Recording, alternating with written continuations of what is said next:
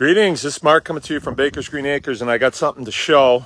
I've been really busy lately. Summer gets that way, and I'm not in my show and tell mode sometimes in the summertime. But yesterday was a real hard day around here. We had a ton of work to do, and most of the crew, I'm standing them down today because we got another hard day coming on Friday. So everybody's just doing minimals today, including me, except I'm cutting hay, which can be relaxing, but sometimes it's not. But anyway, I want to show this because this is a project that we started last summer about this time. Let me turn this around, give you an idea of what we're dealing with. Okay, so we built a new chicken house, and then we built that building on it. And well, you may notice that I have the control tower moved down here. Yep. But the chicken house, this was an upgrade from what we had before, and there's sort of a technology, I guess, or a process that we learned about by doing pigs this way. So this is the new chicken field. I just built this last summer, and they were on it all winter long, and they took down everything. Everything was taken down right to nothing, right to dirt. And I came in with the rototiller and tilled it all up. So I turned down all that really nice manure. And then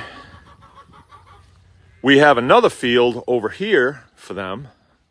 I pushed them over onto here, and they've done the same thing over here, right? So the way this will work is then I will swing this gate and let the chickens back in here.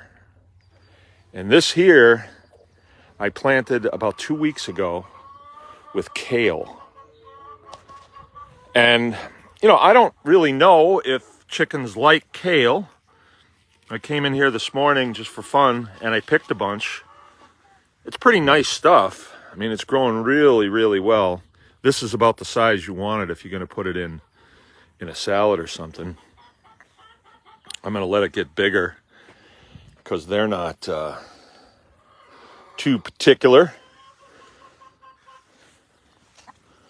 I want to see if they like it.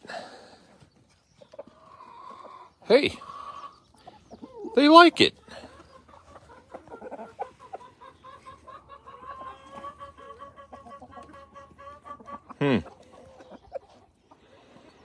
Good deal. So, I have a field here, a field here. I'm planning on putting a third one in right there. It's going to be a while till I get to it. Might not even get to it this year. It's going to require, fence building, and I got things kind of stacked up right now. But the point here is we and I know I've gone through this before, but every now and then it strikes me again, the reality of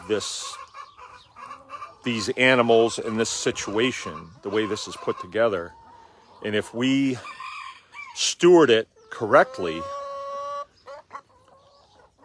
there's a ton of abundance, right? So the chickens, you think of chickens as, they just give you eggs. Anybody can do chickens, you get an egg, right? And if it's not done properly, you wind up with a little pasture like this that's hard packed, even shiny sometimes, and nothing grows on it because there's too much manure on it, way out of balance. But when we have two fields, even two, we can distribute the manure and then actually, instead of just resting it, turn it down and then plant on it. And this stuff is going great.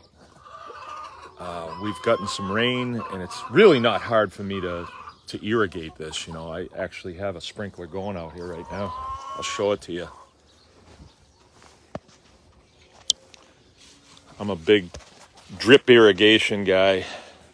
That's actually a sprinkler, and that will throw a radius out about 10 feet. Yeah, it's getting me right here. I'm about 10 feet from it.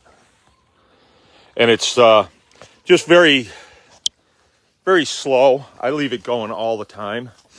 So it just keeps this nice and moist, so all the biological action out here doesn't dry out. I don't want that to happen. But we're getting way more from these chickens than just eggs. We're getting fertility. So the soil out here is building. So the chickens are my soil builders. And if you look at them like reducers, you know, anything that I put in with them, they will eat it. They're almost like pigs with wings. And they reduce it, and then they put it into the soil out here. And our job is to make sure that it stays soil. You know, we don't want it to become a hard-packed parking lot, which it will.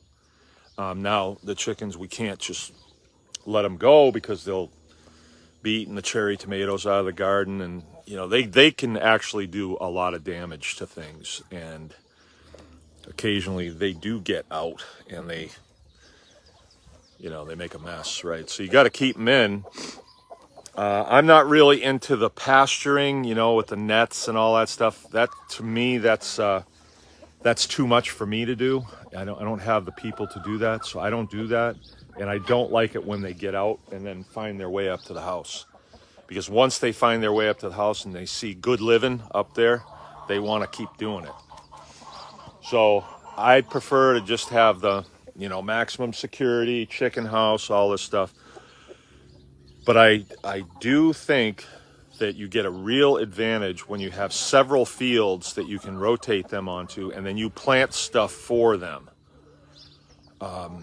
This was an experiment to see how they do with kale. I felt like they would eat it. They eat everything. But what will I do next time? I don't know. I'm thinking we might even be able to do some mangels or some turnips. Turnips do really well around here. Mangels do too. Not mangoes, mangels. It's a beet type plant. But, you know, depending on where you live and what your soil's like and what your growing season's like, you can, you know, I got maybe, the bag of kale was on sale, and it was probably a 10-pound bag, and it was $5. And I probably put out, I don't know, a half a pound at the most out here. And I just came out and threw it, just broadcasted it. And then I didn't even drag anything over it. I didn't. So what we're doing with this field is we're going to build the seed bank in this field. And it's just a tiny field. It's only like 50 by 100. So, yeah, 5,000 square feet. That's a lot. That's a lot for a bunch of chickens. And at some point, I hope to put in, I'm reconfiguring fences here all the time. I have to keep animals separate. Like, you can't have the cows getting in with the chickens. You don't want the cows thinking they're chickens, you know, or the chickens thinking, look at me, I'm a cow. You don't want that. So you have to keep them separated.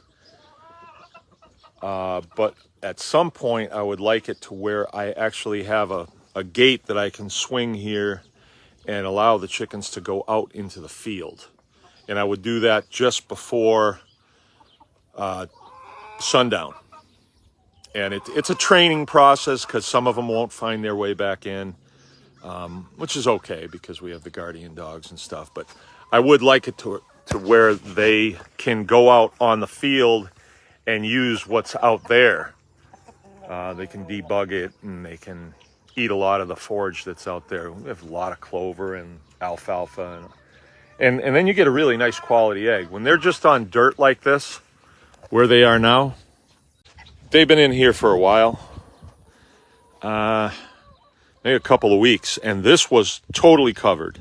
with grass and other things.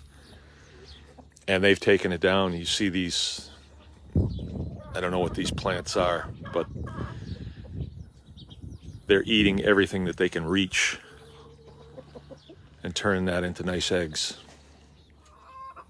So I just feel like it's one of the things that we thought of and did, and it's working. And it's a real advantage to the homesteader because I got very little invested out here, and it's going to create a lot of forage. I'll come back and I'll show you this field. When these kale plants are fully developed, they're big. They get pretty big. They'll get up to your waist, and they fill out. This place will be really full. I could let them in on it now, but that would be kind of a waste, I think. And then in doing that, we're harvesting a lot of the nutrient out of the soil so it doesn't get out of balance. You don't want it to get out of balance.